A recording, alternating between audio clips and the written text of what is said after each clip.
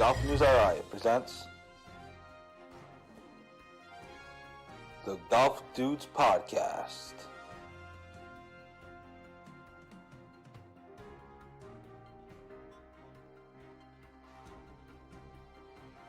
Here are the dudes.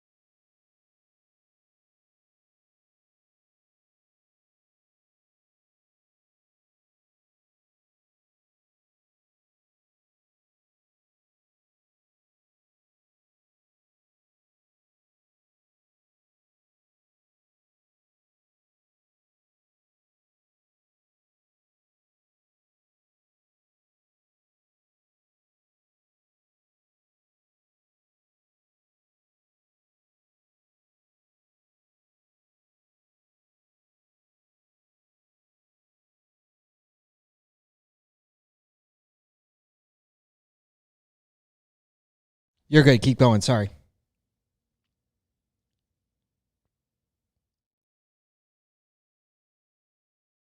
You're good. Keep going. Sorry. Oh, that's weird. All right. Hopefully we have sound. My girlfriend just talked to me and said there's no sound.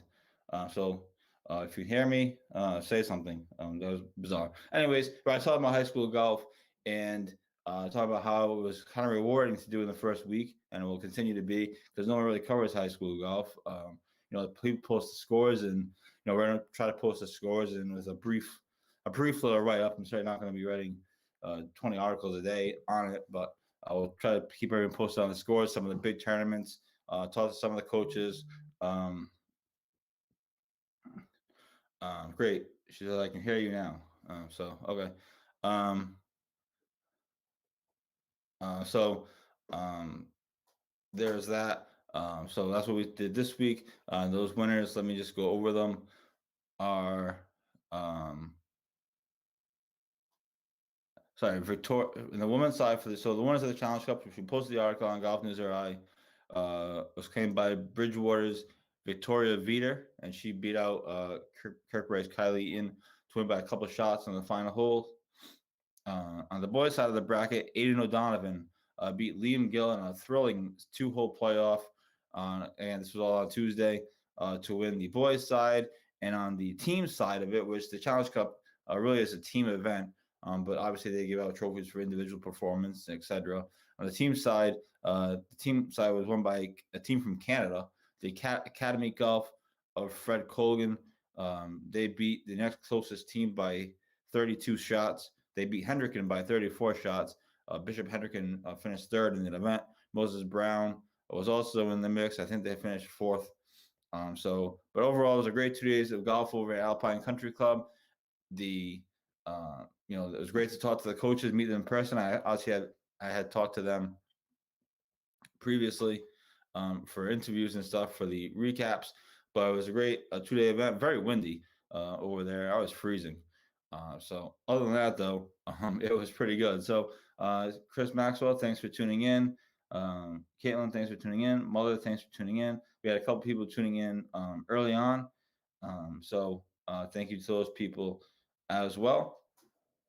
Again, hope everyone is having a great Thursday night here as we get ready for another weekend. Saturday is supposed to be beautiful, so excited for that. We're just talking about some of the high school golf stuff, and really the idea to cover high school golf was proposed to me by Nick Maresca, who's the assistant pro at Crepe Country Club. He's also on the board for high school golf.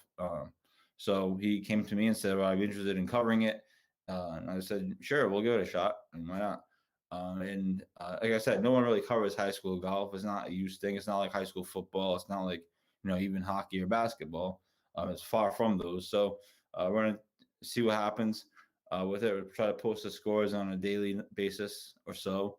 They're only playing a couple matches this year, and then they go to the state championship. So it's not a super long season, but hopefully we can help shed some light on high school golf in Rhode Island. What was amazing was that I just after Nick proposed the idea to me, I did some research and stuff, and on the ProJoe's website, which again they in the past have done a great job of just posting the scores, literally just posting the scores.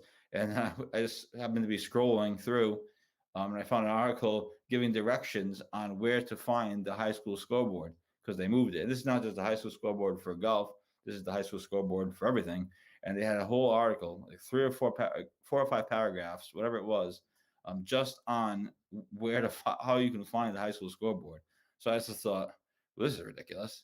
And admittedly, it's not terribly hard to find, but the fact that they had to put an article up directing people where to go was kind of, I just thought it was crazy. So happy to help out high school golf teams. The kids are excited about it. Hendricken's been retweeting us, and other coaches and stuff have been sharing our posts. So that's been fun so far. It's been rewarding so far to see, coaches happy to see me there and coming over to talk to me. So that's good. So we'll see how it goes. Obviously, there's definitely some challenges to it on our end, but so that's kind of where we are with that. So anyway, congrats to all the winners of the Challenge Cup this past week. It was fun to be there for those 2 days. You can check out some of the videos. I did one live from the golf course there, but it came out terribly because the wind was so bad. And I didn't really realize that was going to be that bad. So, I mean, you can hear me, but it's not that great. So sorry for that. But on the news side of it, 3 high school matches were canceled today or postponed today, according to the Riding Interscholastic League's website. And so I'm not sure what the makeup date is with that. Again, high school teams are only playing 4 matches this year, approximately. So there's not like a full season. So I'm not sure what the makeup dates are for those. That wasn't really announced, but there were supposed to be 3 matches today, and all of them were postponed. So that is where we are. So there's no high school coverage today. I was looking forward to posting more high school scores this afternoon or this evening, whatever it is, and that is not the case. So just so everyone is aware. Onward, the other big story of the day, or of the week rather, there weren't really big stories today. It was kind of a slow day. And the PGA Tour tournament is going on, the Zurich Classic, but it's kind of a silly event. It's team event. It's kind of an exhibition, somewhat. Anyways, but the other big news of the week was that the 2024 U.S. Senior Open is in fact returning to Newport. Now, if you remember, the tournament was supposed to be held in Newport in 2020, but it was canceled due to the pandemic. So it is coming back to Newport in 2024. The USGA made that official on Tuesday, and it was actually something that we reported like a month ago, back in March. And then again, the USGA made it official today. So it makes me feel good because that means we didn't screw the story up. So it should be a really cool event, and like we briefly talked about at the time, the week that we reported it, I look at that event and then I kind of think of, okay, where is Golf News RI going to be in 2024? It's kind of fun to think about. Of course, we could go the complete opposite direction as well, but I'm hoping that we don't. but it is cool, fun to think about where we could be in 2024, what we'll look like, what the slide will look like, you know, what kind of company will be, quote unquote. Um, and so I really so I kind of use that as a marker and say, okay, let's see where we can get to in 2024. So we'll find out. But it should be a great field on that side of it for the fans. Billy Andrade, I'm sure I'll be playing. Brett Quilby, I'm sure I'll be playing. Faxon may even play, although he's not really a fan favorite around here anymore. But I'm sure he's going to play. Phil Mickelson should be in the field. Steve Stricker. Um, I'm sure. Who knows if Bernhard Langer will still be playing, but I'm sure he will be. He'll probably win. So it should be a great field in 2024. And again, that's the U.S. Senior Open, which was just made official earlier this week. And again, we reported it about a month ago that it was in fact coming back. So there's that. So should be a great field. Thanks to everybody who just recently tuned in. Ken Martone, Ryan Silva. My mother says, great idea. It's talking about covering high school golf. So, well, we'll see if it's a great idea. I mean, I think it's a great idea. And we'll see. Hopefully we can make it work on our end. Like I said, there are some challenges to it, but it was really exciting. And I think the coaches and the students or the players, the athletes, were happy that we were there, or that I was there anyway. And so we'll see what happens. But certainly looking forward to continuing to cover high school golf and covering the matches. These kids, it means a lot to them. Playing means a lot to them. They weren't able to play last year. They have some semblance of a season this year, and so we'll see where that goes. But yeah, lots to talk about. Tina Signori, thanks for watching. Lori Miranda Conti, thanks for watching. Hope everyone, again, is having a great Thursday night. I'm flying solo tonight, but certainly no shortage of topics to talk about, and certainly excited to be doing another podcast as we continue to grow here at Golf News RI. One thing to, again, keep in mind that I promote every week is May 29th, we'll be having a book signing with Peter May for the book, The Open Question. That will be at King's Crossing at, I believe it's 4 p.m. There'll be an article about it and everything. Don't worry, you'll hear about it. So there's no chance of you missing it. But just to keep that in mind, and if you want to pre-order the book, be sure to click the link through our website. It'll take you to Amazon. You can pre-order the book, The Open Question. It's about Ben Hogan in the 1942 Hail America Open, which he thought was a U.S. Open. Obviously, there was no U.S. Open that year due to the World War. So that's kind of the basis of the book. It's written by Peter May, a legendary Boston sports author and writer. And so we're super excited to work with him and have been working with him throughout the last few months and weeks, whatever it might be. So that's coming up on May 29th. And like I said, there'll be articles about it. There'll be more content about it as it gets a little bit closer. So there's no chance of you missing it. So that's May 29th at King's Crossing. So excited to also work with King's Crossing on hosting that event. So that's all coming up. One of the many things that we have coming up, of course. So there is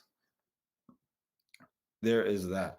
So all that stuff is on the table. You guys have any thoughts or comments or whatever? Feel free to chime in.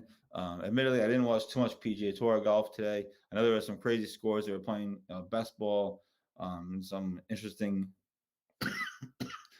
shots. So if you guys watched any of it, feel free to chime in.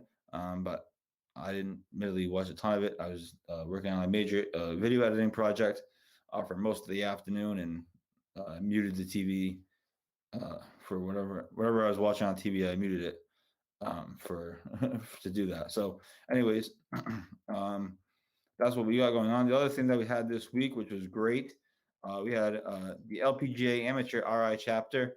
Mary Kate O'Leary, who is the communications director, basically of that chapter. She wrote a column for us earlier this week. I forget exactly when it ran, but it's up on our website. They actually shared it and on their Facebook page and sponsored it and everything. So it's getting a lot of action. The LPGA Amateur RI chapter, they are seeking new members for this upcoming season, looking for women of all levels, new people, veteran players, whoever it might be. They are seeking players. So if you're interested, you can check out the LPGA Amateur RI chapter through our Facebook, through our article there's a link in our article, and learn to play or find new friends to play with, or whatever the case may be. Um, but yes, it was great to have Mary Kate write an article in earlier this week, and we'll be doing some more stuff with them as well.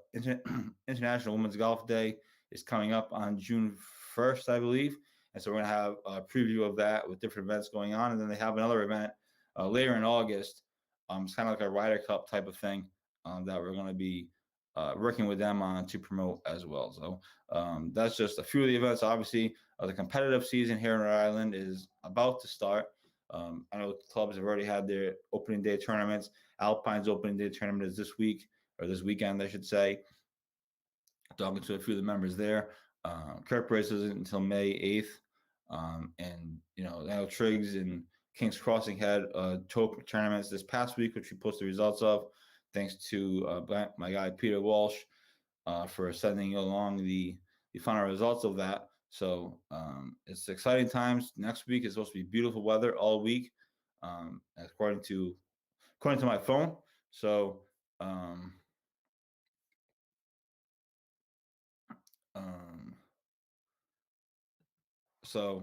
there's that. So thanks to everyone for watching. Candy Seal, thanks for watching. Hope all is well with you. Candy Seal of Keep Metacama Green fame. So thanks for watching. Hope everybody was having a great Thursday night. Let's take a drink here.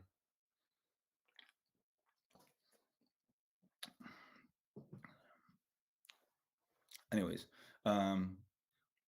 so all that stuff was on the table again. We covered high school, started covering high school golf this week. And there's all kinds of things going on. We talked about the open question, other things, and one thing that really stuck out to me from high school golf as I look for something here for a second.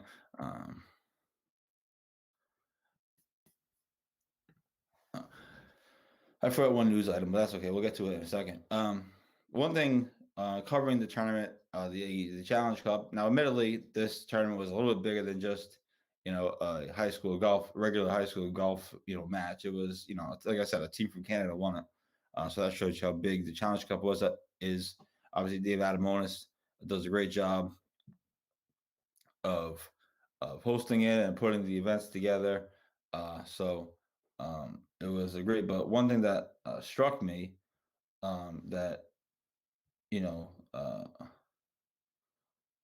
it made me think, okay, this is definitely a good thing, or these kids really care about it, then obviously we want to cover it. Not that we don't necessarily want to cover it before, but one thing that struck me at one moment is after the tournament ended, I was walking back from the 18th green, and I'm not gonna give the girl's name because I don't want to embarrass her.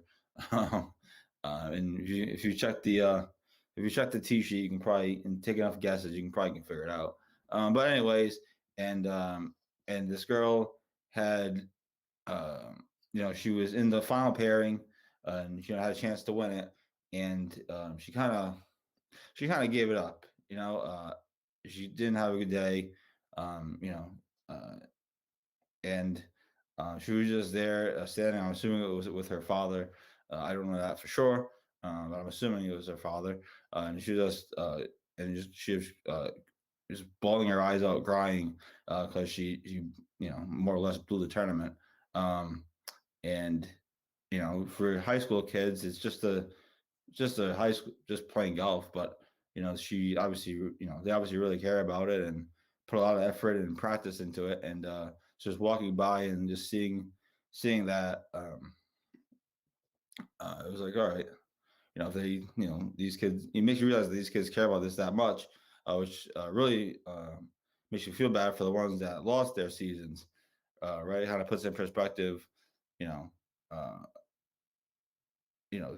makes you feel worse for the kids that lost their season. So that was one thing that struck me, and it was quite a moment, so hopefully that girl will bounce back and have more experience next time around. But that was definitely one moment that struck me about covering high school golf. So anyway, I thought that was a good little story. One news item that I did miss that I probably should mention, um, which I didn't write down. Um, Earlier this week, the NEPGA, which obviously we covered their events last year and we'll do again this year. Excuse me. The NEPGA held their first tournament of the season this past Tuesday at Newport National Golf Club. The New England Stroke Play Series opener. There's obviously three or four Stroke Play Series events, and this was the first one. It was held at Newport National, and that was won by Cape Cod's Jim Clay. He's the pro at New Seabury Country Club, again on Cape Cod, and he won the NEPGA Stroke Play Series opener. So congrats to him. Again, that took place on Tuesday. Clay shot a 71 to win the tournament, one of the par 71 to win the tournament. As it relates to Rhode Island, Eddie Kirby of the Aquidneck Club, formerly Carnegie Abbey. I always say that because I never don't know if people, recognize the Aquidneck Club yet. It's not, it's super duper exclusive, as private clubs are. So I don't know if people realize the Aquidneck Club yet. So formerly Carnegie Abbey, Ed Kirby is the pro there. He finished a shot behind at even par, and Point Judith Country Club's Brendan Ray also finished in second at even par. So congrats to Eddie Kirby and Brendan Ray for finishing second place. A good start to their season. It's really a points thing, kind of like the FedEx Cup a little bit. High finishes obviously get you more points, and for them they play. The winners get money, so they get some sort of payout from it. And so anyway, good for them as far as that goes. But anyway, that was the NEPGA tournament from earlier this week. On the Pro Tour circuit, and again, not that there's a ton going on. Last week was an interesting tournament, I guess, but actually was an interesting tournament with Stewart Cink winning. I lose track of time here, but yeah, that was a great finish. It was a great story. Stewart Cink with his son caddying for him. It was quite something, and at his age, he's still going strong. The sad part is, I think Stewart Cink will always be known as the guy that beat Tom Watson in the Open Championship back in I don't remember what year that was. Was it 2009? Maybe. And I don't think Stewart Cink was ever going to live that down. People are still mad at him for it. It would have been an amazing story if Tom Watson won the Open Championship at his age. But so Stewart Cink, I think to most people, will always be known as I don't know why Pat Ford just tried to call me. He knows I'm on the air. Anyway, I think Stewart Cink will always be known as the guy who beat Tom Watson, because obviously everybody was rooting for Tom Watson. But anyway, he was still a great story. A great win for him last week at the RBC Heritage. He basically was never really challenged in that final round. He went into the final round with a 5-shot lead over Colin Morikawa, and I put on Facebook, and I even put on the Golf News RI Facebook page. Can Colin Morikawa catch him? Obviously, I thought Morikawa got off to a good start in that first hole rather, when he dropped that long birdie putt, but no such luck. He never really made a run. I think Cink's lead was cut to 3 or something late in the tournament. He was never really in doubt. So a great win for Stewart Cink for sure. Earlier today, it was reported that Adam Scott dropped out of the Olympics. Obviously, Adam Scott representing Australia, from Australia. He's dropping out of the Olympics due to time constraints and things. He's the second player so far to drop out of the Olympics, which again is scheduled to be held in July, I believe. I think, July 29th and August 1st is when the golf portion of the Olympics is going to be held. And Adam Scott dropped out. He's the second player. Dustin Johnson obviously dropped out about a month ago or so. Dustin Johnson, world number 1.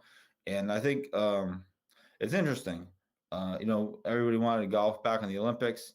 It's a big deal. Obviously, it's the Olympics, and these players are dropping out. I think part of it, and these guys, both Johnson and Adam Scott, have said that it basically has everything to do with time and the travel and what the surrounding events. They have to go all the way to Japan to play in in the Olympics. The British Open is just a few weeks before that, I believe, or maybe the British Open is just a few weeks before that. So then they have the FedEx Cup playoffs after that. They have the Ryder Cup later on in the year, around September-ish. I just think this particular year, especially with the schedule the way it is, and things kind of jumbled up because of COVID and other things. I just think the Olympics for a lot of these guys is going to fall at an interesting time, and it's going to be interesting to see how many guys actually go. I'm sure a bunch of them will. I'm not suggesting that they're all going to drop out or anything. I'm sure most of them will go, but some of these guys, they don't necessarily want to make that trip, and they're cautious of, the time changes and the travel and where they need to be the week after. Right? Because after the Olympics is over on August 1st, all these guys are going back to whatever tournament they're playing in that week. So, I think for Dustin Johnson, he even said in his statement again back in March,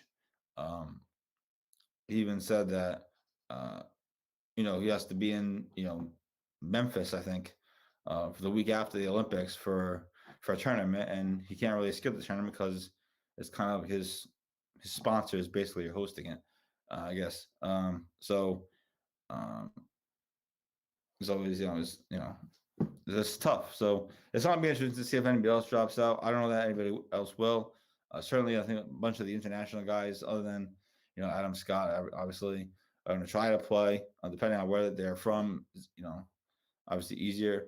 Certainly, the star of the Olympics is going to be Hideki Matsuyama,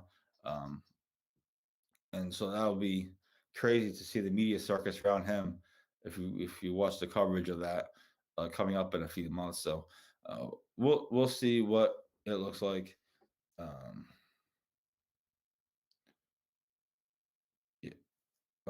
But that was kind of the big news of today. So just hang out here on a Thursday evening. Thanks to you all who have watched or are watching.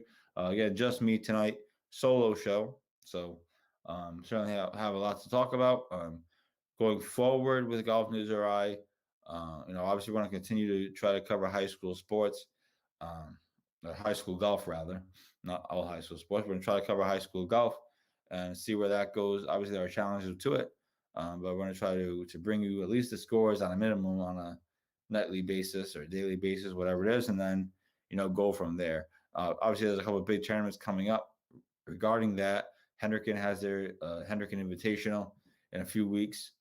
That's going to be big. A bunch of the top teams are playing, top players are playing, and they're even trying to bring a team in from Connecticut to play, but they have to wait on COVID protocols to see what it looks like. So they're not 100% sure if they're able to have them come in. But this team from Connecticut had players playing kids playing the U.S. Amateur and all kinds of stuff. So that'll be quite something to watch. But so we'll see where that goes. But the Hendricken Invitation is coming up in a couple of weeks down at Warwick Country Club. So we'll see what that looks like. But we're going to try to cover high school golf. We're going to try to keep it going and hopefully give some attention to high school golf in Rhode Island. It's not really something that gets a ton of attention. Around state championship time, people sort of pay attention to it, I guess, but not really. So we'll see what we can do with it, and excited to work with the coaches. It was great to talk to a lot of the coaches and build relationships with them over the last few days or last week or so. So we'll see where that goes from there. A couple other projects that we're trying to do that aren't really confirmed yet. We're looking for some to do more course reviews more consistent course reviews, have them up more consistently. So we'll see what we do with that. There's got to be a way to do it easier so people don't want to take the time to write. So I'm looking into that, and that's the one thing that we have to do better with, as far as the website goes, is course reviews. But again, we're looking at that. My dad says, "Nice work with Alpine Tournament for Challenge Cup." Thank you. Yes, it was fun. Like I said, it was fun to be there, and everyone appreciated us, appreciated me covering it, and Hendricken retweeted all of our stuff and shared it to their Facebook page and all kinds of other stuff. So it was definitely a fun time.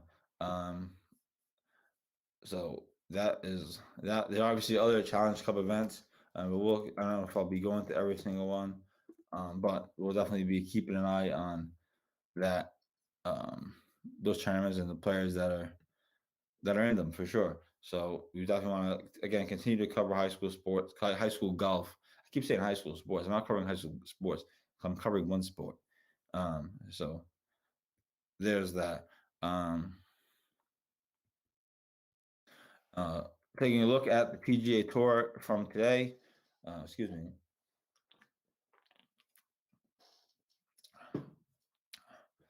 All right, sorry. Taking a look at the PGA Tour from today. Again, admittedly, I didn't watch a ton of it. I was working on a big video editing project, and so I kind of had everything on mute, other than the audio that I needed to hear. Victor Hovland and Chris Ventura. Again, it's teams this week. It's best ball, so it's a little bit different. It's a little bit exhibition-y, but it's a real tournament, and they're getting paid a lot of money to win. So like I said, Victor Hovland and Chris Ventura are tied for the lead at 10 under with Bryce Garnett and Scott Stallings. The team of Cameron Champ and Tony Finau are 9 under.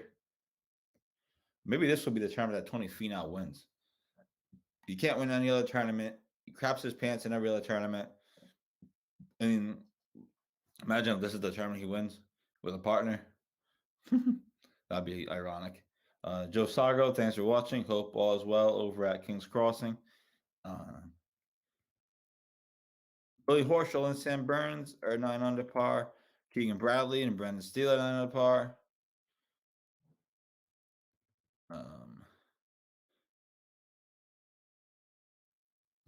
Hyung Hoon Lee and Kyle Stanley are 9 under par. A bunch of people are 9 under par apparently. Everyone's at 9 under par.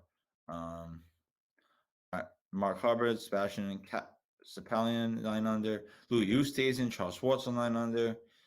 Mark Leishman and Cameron Smith, the Australian team, is 9 under. By the way, just to touch on them for a second, I put this in the article about Adam Scott dropping out of the Olympics. They are now the 2 lead representatives from Australia to make it to the Olympics. With Adam Scott out.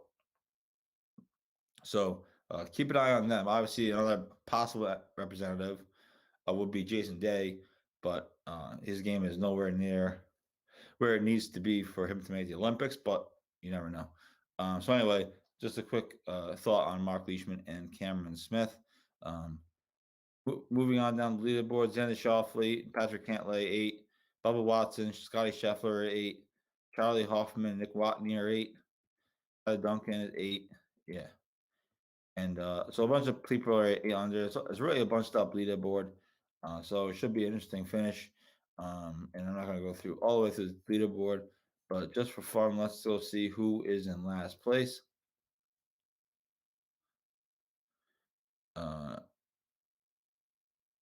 And last place is Bo Hoag and Wes Roach at 1 under par. So obviously lots of golf to play. Best ball. These guys can make runs easily. But that is where we are with the Zurich Classic through 1 day of play. And I think most everybody is finished. So we'll see. Be interested to see how they play over the weekend. It'd be nice to see Victor Hovland win. But again, it's team effort. So You know, we'll see. But I just think it'd be funny if Tony Finau, this is the tournament that he wins after crapping his pants in all the other ones. But anyways, that's where we are with that. Um,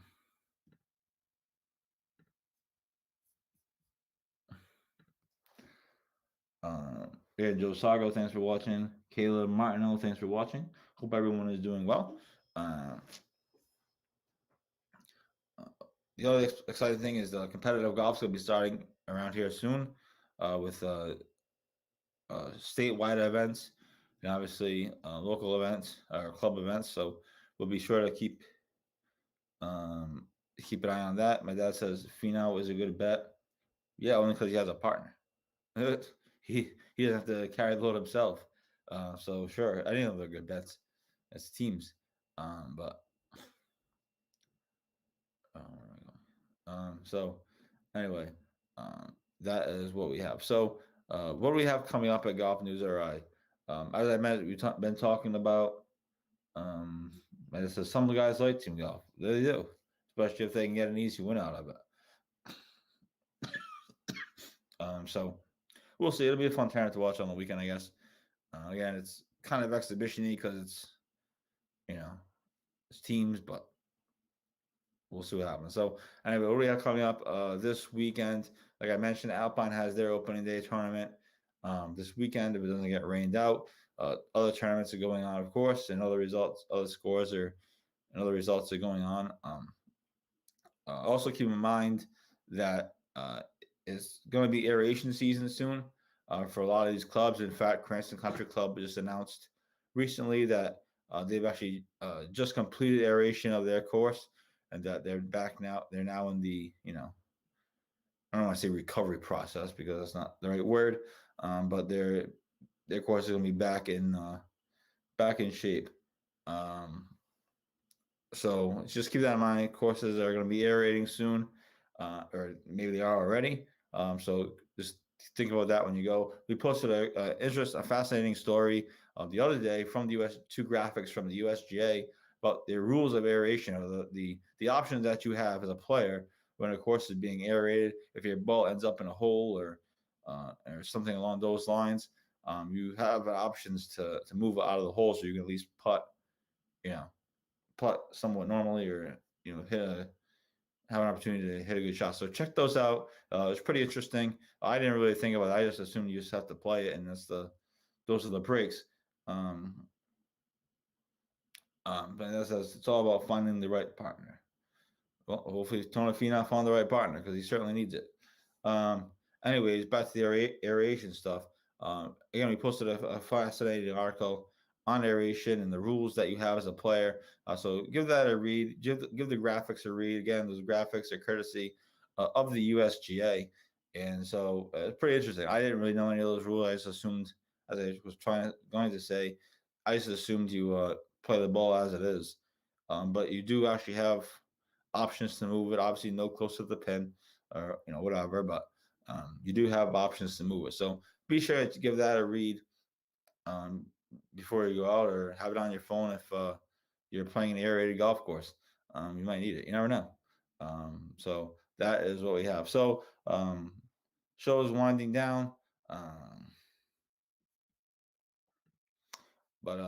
So just a quick recap of some things, because there's a lot going on for sure. As I mentioned, we had a great article again by Mary Kate O'Leary. The LPGA Amateur RI chapter is seeking new members. If you want interested in joining or you want more information, the link is in the article. So just find the article. It's not that far down. Actually, it should be still in the video wall, I think. I'm not 100% sure on that, to be honest, but it should still be there. So click on the link. Obviously, read her great column, and give them a call for more information. And might as well say you learned about it from Golf News RI as well while you're there. So there is that again. That's the LPGA Amateur RI chapter seeking new members. So it's a great way for women to get involved of all levels, whether you want to play competitively or play just for fun, or whatever you want to do. It's a great opportunity there. Also, the big news national level this week was the U.S. Senior Open. It was confirmed that it's going to be returned to Newport in 2024. That's something that we reported a month ago, and the USGA just made it official this past Tuesday. So big news there. It'll be at Newport Country Club. We did reach out to Newport Country Club and the USGA to try to get one of them to come on the show to talk about the decision and what it means for golf and Rhode Island and all these other things. So they didn't get back to us yet, but perhaps they will down the road, and we'll certainly welcome them on no matter when it is. It doesn't really matter. So we'll see what happens with that. And obviously, keep an eye out for our high school golf coverage. We'll try to post scores, and like I said, I think the coaches are really appreciative of it, of me being there and covering it and doing it in a obviously professional way. So we'll see where we go with that, and try to do better and do better every time. And then hopefully next high school golf season, it'll be a little bit more normal, and it'll be a little more structured. It'll be a little easier. This season, matches are kind of all over the place, and they're only playing 4 matches, so there's definitely some challenges. But we're going to do the best that we can, and like I said, the athletes appreciate it, and the coaches really appreciate it. So we're going to keep going with it, but we're super excited to do it. And again, thanks to Nick Maresca for approaching me on the topic, and we'll just keep going with it. So that is what we got. It's been a busy week. Should be a busy rest of the week. I can't imagine too many crazy things happening as far as breaking news goes, but you never know. So that's why you got to stay tuned to Golf News RI for all the coverage and everything that you need. I'm going to wrap up and get off the air. Thanks to everybody for tuning in today. Sorry, it was just a boring show. It was just me, but we covered a lot of ground. Took a lot of comments, and had some fun. So thanks to everyone for watching. Thanks to everyone for tuning in. And I'm not sure if Pat has a show coming up, but if he does, be sure to check back on the Coalition Radio Network for whatever Pat has coming up in the next hour or a few minutes or whatever it is. But anyways, thanks everyone for tuning in. Stay tuned to Golf News RI all weekend long. We'll talk to you from the Facebook page, and hopefully Saturday's going to be in the 70s, so hopefully everyone's going to be out getting some swings in. And be sure to send in your course reviews. Send them to my email, golfnewsri_joe@yahoo.com, or you can just message them to the Facebook page, the Golf News RI Facebook page, and we can put them up from there. Your name will be anonymous, so you don't have to worry about the course coming out and getting revenge on you, or people being mad at you or anything like that. Be anonymous. So send them in. They don't have to be about a paragraph or two. You don't have to write a book. But hopefully this year we can do a little bit better job with getting course reviews on a more consistent basis. I think people really appreciate that, and appreciate the knowing the status of certain courses. So hopefully we can continue to build on that. So anyway, thanks to everybody for tuning in. Hope you all have a great Thursday night and a great weekend. And we will talk to you next week here on the Golf Dudes podcast. Same bat time, same bat channel. And that's all I got. So bye, everybody. Thanks again.